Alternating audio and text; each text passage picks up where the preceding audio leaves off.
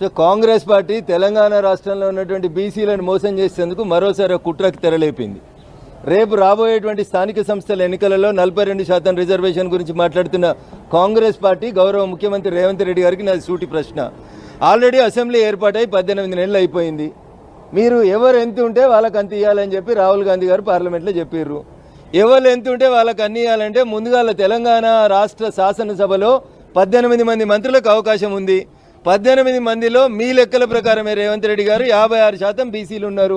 56% బీసీలు ఉంటే 18 మంత్రులలో 10 మంది మంత్రులు ముందు బీసీలకు ఇయ్యండ్రి. అది ఇవ్వడం చేత కాదు, కానీ రేపు సర్పంచ్ ఇస్తా, ఎంపీటీసీ ఇస్తా, బీజేపీకి చేత కాదు. అరే నేను అడుగుతున్నా, నువ్వు ముఖ్యమంత్రి ఈ అల్లడికి 18 నెలలు అయిపోయిందన్నా, ఎవరు ఎంత ఉంటే వాళ్ళకి అంత ఇవ్వమని రాహుల్ గాంధీ చెప్పిండు. రాహుల్ గాంధీ మాట నాకు వేదవాక్కు అని రేవంత్ రెడ్డి గారు చెప్తారు. సోనియమ్మ మాట శిలాశాసనం అని చెప్తారు. మరి మీరు ఇది నిజమే అయితే 56% ఉన్న తెలంగాణ బీసీలకి ఎందుకు ముఖ్యమంత్రి పదవి ఇయ్యరో ఒకసారి రేవంత్ రెడ్డి గారు చెప్పాలి. రేవంత్ రెడ్డి గారు లెక్కల ప్రకారం 10% లేని అగ్రకులాలకి 7 మంత్రి పదవులు ఎందుకుంటాయో రేవంత్ రెడ్డి చెప్పాలి, రాహుల్ గాంధీ గారు చెప్పాలి.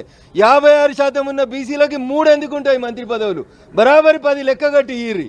ఇది ఇచ్చిన తర్వాత నువ్వు ఇంకొనికి ఏళ్ళు చూపెడితే మంచిగా ఉంటుంది. నా దిక్కు 1 ఏళ్ళు చూపెడుతున్న రేవంత్ రెడ్డి, నీ దిక్కు 4 ఏళ్ళు చూపెడుతున్నాయి. అది గుర్తుపెట్టుకోవాలి. 45 ఏళ్ళు ఆంధ్రప్రదేశ్ని పాలించింది కాంగ్రెస్ పార్టీ.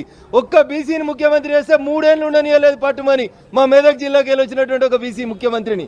55 సంవత్సరాలు కాంగ్రెస్ ఈ దేశాన్ని పాలించింది. ఒక్క బీసీని ప్రధానమంత్రిని చేయలేదు. తాత తండ్రి మనవడు మీరు తప్ప, మీ ఇంట్లో తప్ప ఎవరిని 5 ఏళ్ళు మీరు ప్రధానమంత్రిని చేయనినటువంటి పార్టీ కాంగ్రెస్ పార్టీ. ఇలా బీసీల పేరిట మళ్ళొకసారి మోసానికి తెరలేపుతుంది. రాహుల్ గాంధీ గారు, మీరు పార్లమెంట్లో మాట్లాడింది నిజమే అయితే, మీకు భారత రాజ్యాంగం మీద విశ్వాసం ఉంది నిజమే అయితే, ఎవరు ఎంత ఉంటే వాళ్ళకి అంత ఇవ్వాలంటే ఏ అగ్రకులానికి చెందిన రఘునందన్ రావు డిమాండ్ చేస్తుండు. తెలంగాణలో ఇలా బీసీని ముఖ్యమంత్రిని చేయి, పిసిసి అధ్యక్షుని ముఖ్యమంత్రిని చేయి, రేవంత్ రెడ్డిని పిసిసి అధ్యక్షుని చేయి. 10% ఉన్నోనికి 7 మంత్రి పదవులు ఎందుకు, 56% ఉన్నోళ్ళకి 3 మంత్రి పదవులు ఎందుకో తెలంగాణ బీసీ బిడ్డలు ఆలోచించాలి. మీకు రేపు సర్పంచులు ఇస్తాడట, ఎంపీటీసీలు ఇస్తాడట, జడ్పీటీసీలు ఇస్తాడట. గెలిచిన ఎమ్మెల్యేలలో 10 మంది మంత్రి పదవులు ఈ రేవంత్ రెడ్డి. ఉపన్యాసం నీకంటే గట్టిగా చెప్పేటోళ్ళు తెలంగాణలో చాలా మంది ఉన్నారు. ఉపన్యాసం కాదు, నిజంగా మీది మాటల ప్రభుత్వమే అయితే ముందు 10 మంది బీసీలను మంత్రుల్ని చేయి, బీసీ ముఖ్యమంత్రిని చేయి తెలంగాణకి.